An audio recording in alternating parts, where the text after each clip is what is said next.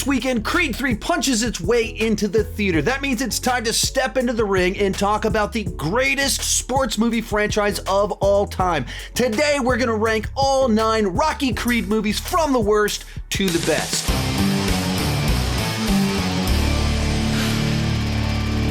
Hi, my name is Sean, and I love to talk about movies and TV way too much, in particular this movie franchise, because Rocky Balboa is my favorite movie character of all time. Please join me down below in the comment section, share your ranking of all the Rocky and Creed movies. My list is not the right list, it's just my list, and I would love to see yours. One quick announcement before we get started. Later this month, I'm going to be at both Fan Expo Cleveland as well as MegaCon in Orlando. At Fan Expo Cleveland, I'll be joined by Austin Burke as well as John Flickinger, and then at MegaCon, we've got a whole lineup of movie YouTubers that are going to be there. We'll have an announcement about that very shortly. With that said, let's get started. Easily in last place, Rocky 5. One big misstep from beginning to end. And the frustrating part is that there's plenty of good ideas in here. The idea of moving Rocky into the promoter era, the Don King era of boxing, that's a good idea. The idea of making Rocky a mentor, that's a good idea. But the execution totally ruined all of these ideas. You blew it. But if you stop and think about it, Rocky Balboa, Creed, and Creed 2 are all promoter-driven plot lines of what kind of takes place in those movies. That started largely with this movie. The idea of Rocky as a mentor, done excellently in Creed 1 and 2, but this movie just got something wrong in the calculation from the very first scene and onwards. I understand that they wanted to bring Rocky back down to the street level, and so he becomes that underdog again, and you take away the glitz and the glamour of the 80s era of films. The problem is that this has always been an inspirational series. So when you make him, you take away his ability to fight, you take away his money, you make him kind of a deadbeat dad, you make him a mentor that chooses the wrong person, so he's just in a street fight. Nothing about that is inspirational. Nothing of that captures the energy that you want from a Rocky movie, in which case you're just watching Rocky make bad choices, and it doesn't work the way it's supposed to. And I think the thing that really kills it is by having Tommy Gunn turn out to actually be a villain. Maybe it could have worked if this was kind of his redemption path, was by finding this up and coming talent and helping him the way that Mickey had poured into him eventually, but they didn't. So they make him someone that's abandoning his son to train a jerk, and the audience knows he's a jerk. And so it just does not come together. And then it ends with a big, gigantic street fight. I think it's more watchable than it's often given credit for. I don't hate it the way a lot of people hate it, but without question, to me, this is the weakest film in the franchise, and I'm pretty sure everyone agrees with that. Number 8, Rocky 2, and I'm sure this is going to be one of the most controversial placements on this list, to be clear. I've rewatched this movie like 20 times. I grew up watching it. I thoroughly enjoy it. And especially as you get into the training montage, the final fight, they are classic Rocky. I mean, watching the kids chase him up the steps, I mean, that's what this franchise is all about. Of course, it's an important pivotal piece in the journey of Rocky Balboa, my favorite movie character of all time. This is where he becomes the champ. And so there's a lot of things in this movie that I love, but the first 2/3 of it, it feels a lot like it's struggling to figure out what to do and how to continue the story and what's the emotional journey, what's the motivation. And I don't find what it delivers to be all that compelling, especially on rewatch. It's a little bit of a struggle to get through the first 2/3 to get to the great stuff in the last third of the film. So in order to give him motivation, it has to dumb Rocky down so much to where he's doing ads, and it's like he doesn't know how to read, and everyone's just like mocking him, making fun of him. He's being like obtuse and difficult in the context at the exact same time. It really don't smell manly. I mean, do you think this stuff smells like a man?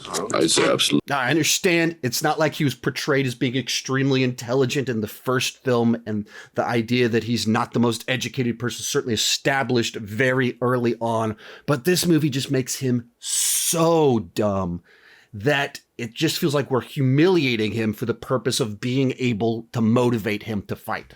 And so then when you do get to the final victory at the end, it doesn't feel as earned in this movie as it would have in the previous film, because he's fighting for a lesser motivation. What's driving him isn't as compelling. Win. What are we waiting for? So a movie that has great iconic Rocky elements, but watching Rocky be a fool and being unable to read for an hour of the film, not my favorite. Next up, Rocky 3. And I'm sure this is going to be another highly controversial placement. But once again, it is a movie that I've seen 20, 30 times. I grew up watching this movie and I thoroughly enjoy it. But when I'm in the mood for 80s Rocky, I go to Rocky 4 more so than this film. But this was Rocky's introduction to the 80s, from the soundtrack to Hulk Hogan with a wrestling match to Mr. T showing up. Dead meat. Stylistically, it changed. The pacing changed. Stallone's kind of even way he portrayed the character. He's more intelligent in this film all of a sudden. He's doing commercials and is able to read all of a sudden. You see a dramatic shift in the franchise as well as the character. And I've just never connected with this one as much as a lot of you have. It's nothing that I would point at and be like, here's the big flaw with the film. Like with Rocky 2 and 5, there's specific things that I'm not crazy about. This one, every time I watch it, which, like I said, is like 3 dozen times, I always feel like I should like it a little bit more than I actually do. The thing that really works here is the bromance between Rocky and Apollo Creed, such a pivotal piece of the franchise, and the transition happens in this film. In the previous two, Rocky slowly earned Apollo's respect. Here, the friendship is started and established, and that lays the foundation for pretty much everything else that happens in this series of films. But, you know, there's plenty of iconic, memorable things in here. Of course, wrestling with Hulk Hogan before he really took over the world of wrestling, introducing us to Mr. T and all the iconic lines that he delivers. No, I don't hate Balboa, but I pity the fool. But I just feel like also that the tone doesn't quite work, because it tries to have some of that melodrama of the first two movies combined with the cheesy 80s stuff, and it didn't work as well here as it did in Rocky 4. Well, number 6, Creed 3, and to be perfectly clear in my review, I gave this movie a B+. I thoroughly enjoy this movie. That's just how much I love this franchise. A B+ only gets you to number 6 on this list. And in the case of this movie, Michael B. Jordan brought in some outside influences that make this movie stand out in the franchise. And I still haven't decided what I feel about some of those things.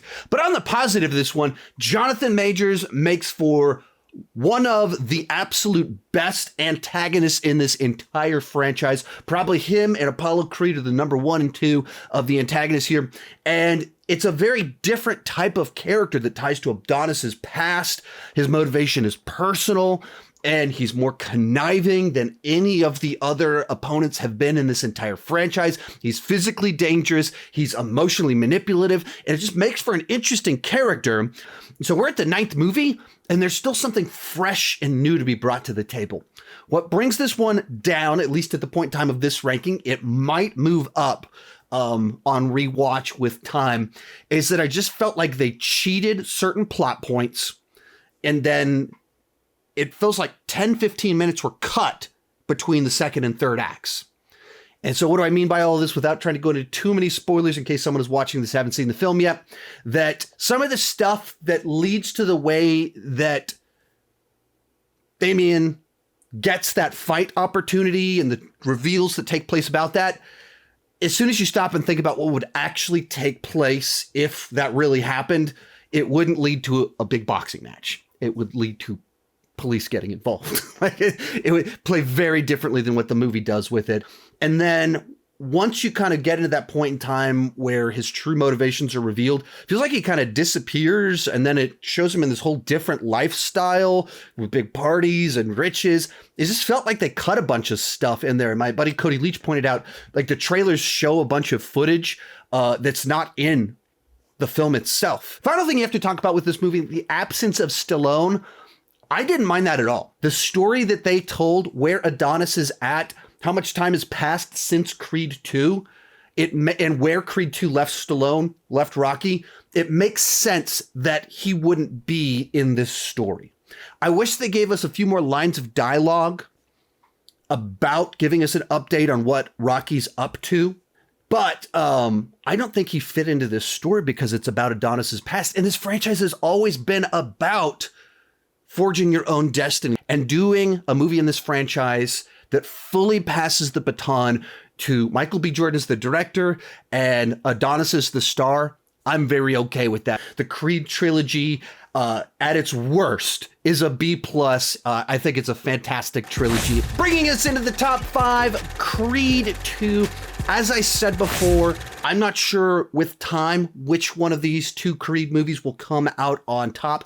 As of this moment, because I love the Drago characters, and because I had a couple things that rubbed me the wrong way with Creed 3, Creed 2 is coming out on top. And what I loved about this movie is that it found a way to take Rocky IV, which is inherently kind of a cheesy movie, like this 80s product, and elevates it.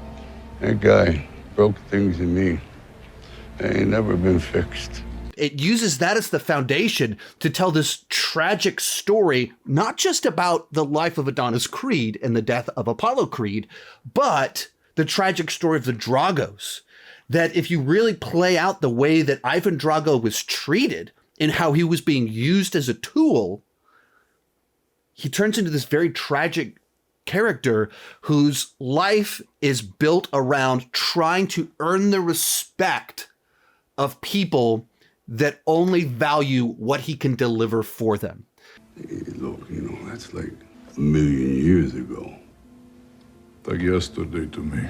And so when he's not perfection, when his son isn't perfection, they reject them. There's something very painful and tragic about that. And they elevated this cartoon villain from Rocky IV and made him a real character with a son that he cares about. And with the Creed franchise, with Adonis's backstory, this was like the perfect direction to go to tie back to the old franchise, to make tell a story with personal connection to a character that we've heard of before. And as someone that has watched Rocky IV roughly 5,000 times, it just is a very cool continuation of that story. On the Adonis level, you're able to kind of dive into his life a little bit more with marriage, kids coming into it. He's getting older. He's trying to process all the things that he's going through. We get a little bit of a journey for Rocky. Not quite as much as we got in the first Creed movie, but there's just enough there about him and his son and what's kind of going on there. That's what you really start to see what this movie's about. Fathers, sons, fathers and daughters, and these legacies, how we connect with them. And so the idea that Adonis now has a child and he's trying to figure out what does this child have to do to earn my respect, to be loved by me? Well, I'll love this child no matter what. And that's kind of going on the lesson that Rocky's teaching Adonis, but that's also the lesson that Ivan Drago is learning about his son. And you see that ultimately in the final fight, that he cares more about his son than he cares about the respect of these people. And you give the Dragos an arc through this theme that's kind of running throughout the entire film. I wish that was executed a little bit differently. I don't love the execution of that idea in the final fight, but I love the idea of it. It ties to what the whole movie was really about. So I thought this was a great continuation of Creed as well as Rocky IV. Number 4, Rocky Balboa. Now, I don't know what other people do on their honeymoons, but this movie came out the weekend that I got married, and kind of built into us picking that date was me saying, hey, before we do anything else after we get married, we have to go see Rocky Balboa. And we did. And then we continued off with our vacation off to do whatever normal people do on honeymoons. But I love this movie. I feel like this movie captures the heart and the vibe of the original Rocky better than any other movie in this franchise. Now, aesthetically speaking, Rocky II is most similar to the original Rocky, but that's like superficially speaking. I feel like this is the one that really captures that underdog story. And a lot of that goes back to what was going on with Stallone with the creation of each of the two films. And here, Stallone was in the middle of like a 10-year career lull where he'd been on the top of the world for like 20 years. And then he was really struggling. And in that window of time, fights and fights and fights to get a sixth Rocky movie made. And he kind of writes that into the story, the same journey that he was going through, this idea that there's always a little bit more left in the tank. That's the journey that Rocky's on. Rocky thinks there's just a little bit more left in the tank. And it just captures the character so well at a different phase of life. Adrian's not in the movie, but in another sense, Adrian has more to do in Rocky Balboa than she did in the previous 3 Rocky movies, because she just so saturates everything of what's going on with Rocky with this phase of life and what he's processing, even what Paulie is processing in the film. I just even love the portrayal of the character where they introduce little Marie as a grown-up, but it's not really a romance. It's just he wants a friend. He wants to be a mentor. And it continues to portray, like, goes back to a version of Rocky that we haven't seen much of since the original film, where he's this kind of rough around the edges fighter, but also just like a really old-fashioned nice guy. Don't get out. It's all right. No, little Marie, it ain't all right. And then there's great stuff between Rocky and his son that just kind of fleshes their relationship out in ways that the series has never been able to do before and only touched on in a sprinkle in Creed 2 since. And then, of course, I think they even came up with a good explanation for how he has one more fight, the way that he's treated, what they do with the Tarver character, and his kind of journey throughout the film. Kind of, he's arrogant. He's kind of finds the idea of doing this fight off-putting. He doesn't think he should be fighting this retired boxer. Ain't nothing over till it's over. What's that from, the 80s? It's probably in the 70s. And in doing so, you continue to make Rocky the underdog, and you give this character that doesn't have a ton of meat on the bones there, but just enough of an arc where he learns to respect Rocky. And even in the fight, George Foreman was still boxing until he was like 50 years old. Rocky's only supposed to be few years older than that in this film, and they come up with just a few explanations as to why he'd be able to withstand a fight like this. So I thought they pulled it off, did an excellent job of bringing the franchise back in delivering, one final fight for Rocky Balboa. Real quick, before I give you my top 3, remember to join me down below in the comment section. Share your ranking of all 9 Rocky Creed films. My list is not the right list. Obviously, it's just my list, and I would love to see yours. Also, I'm going to be doing a bunch more of these Rocky rankings over the next few days, or at least a couple more of these Rocky rankings talking about the final fights. I already did a video talking about the training montages. You can check all of that out in this playlist up here. In third place, Rocky 4. Now, I always struggle a little bit on deciding where to put this movie because it's such an 80s product. It is a thing in and of itself. The movie contains like 5 different music montages. It's a very heavy-handed Cold War metaphor. It's very cheesy at times with robots and dance numbers, while at the same time being very heavy with the melodrama and someone dying in the ring and Rocky's out for revenge, giving speeches at the end of the film. If I can change, and you can change, everybody can change. It is an 80s product that only could have been delivered by the 80s. And by far, this is the Rocky movie that I rewatch the most. It's the one that just kind of taps into that just raw, superficial inspiration through 12-minute long training montages, 15-minute long epic final fights. Everything is cranked up to 11. And that's what I love about this film, and that's what makes the movie kind of an oddity in the world of cinema. Just to give you an idea how hard these guys were punching. Sometimes the punch didn't even land, but the head flew back anyway, like from the air or something.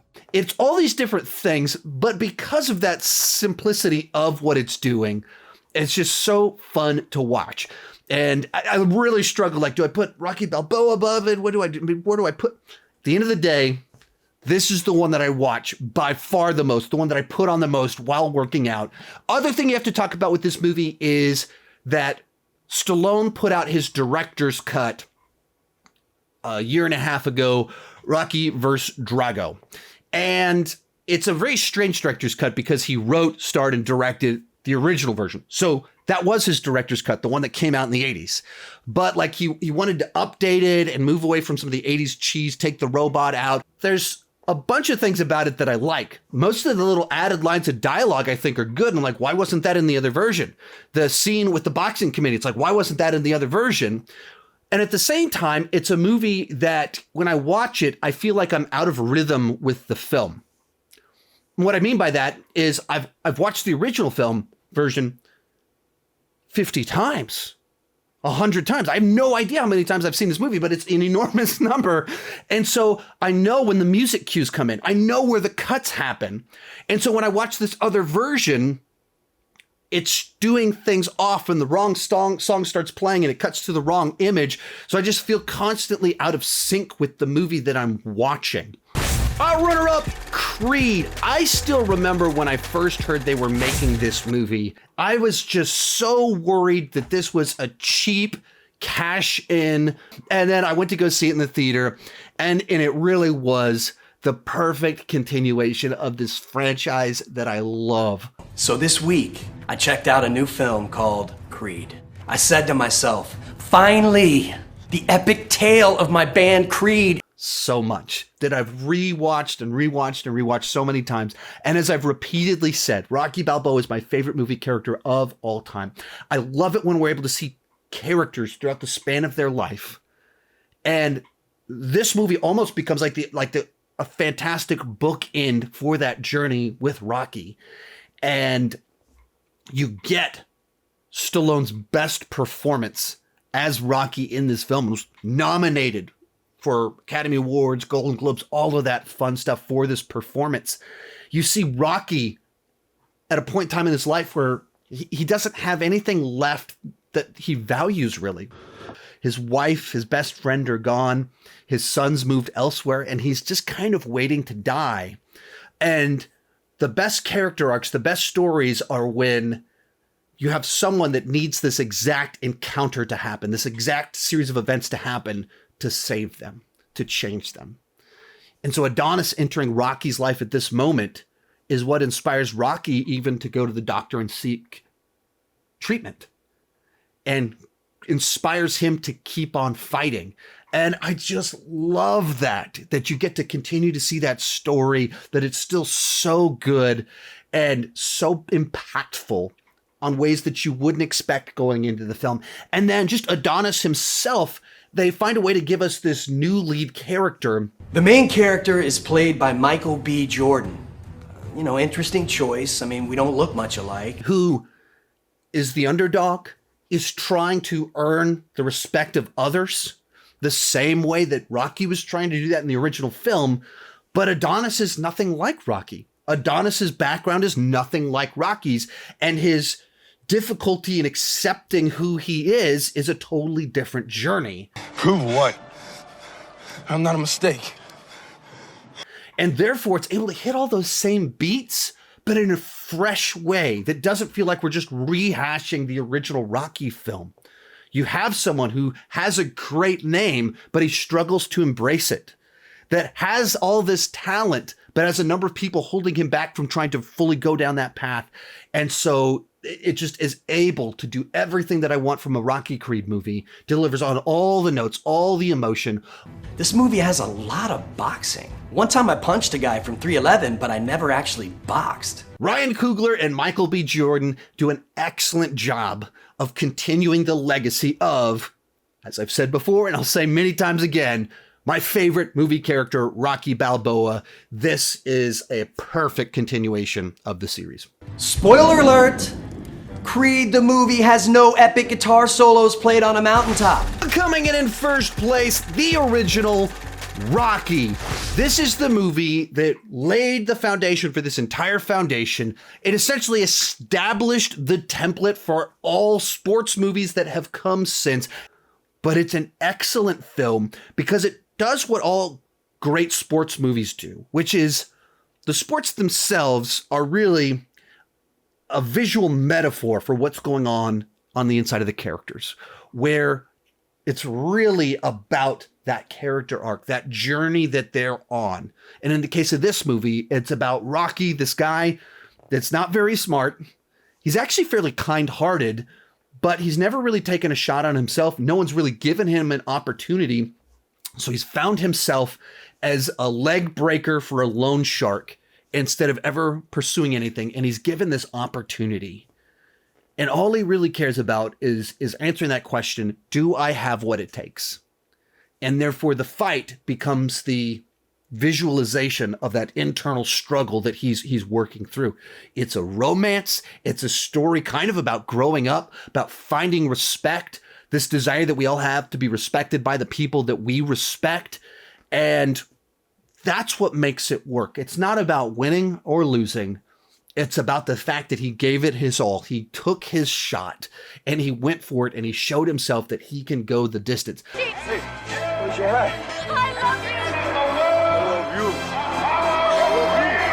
I even love the way that Apollo is presented in this film. He's the antagonist, but he's not really an antagonist. He's the one that gives Rocky his chance until they're in the fight.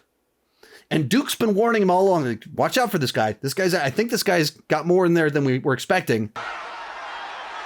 I don't believe it. As soon as Rocky knocks Creed down, Creed realizes that he's a threat and earns Creed's respect. And his respect is shown on display in the fact that suddenly he starts treating him a lot more seriously and he starts trash talking. It feels like a real person having realizations within the moment. So a movie that does everything right. The music's iconic. The training montage is iconic. The final fight is iconic. The characters are iconic. Everything about it is iconic and legendary. So it comes in at number 1. Remember, you can check out the rest of my Rocky videos right over there. I've got rankings, I got reviews, a bunch of that stuff. Also, remember, I'm going to be at Fan Expo Cleveland with Austin Burke and John Flickinger, and then I'm going to be at MegaCon in Orlando with a bunch of my YouTube friends. Thank you so much for watching. Keep talking movies and TV too much. Bye-bye.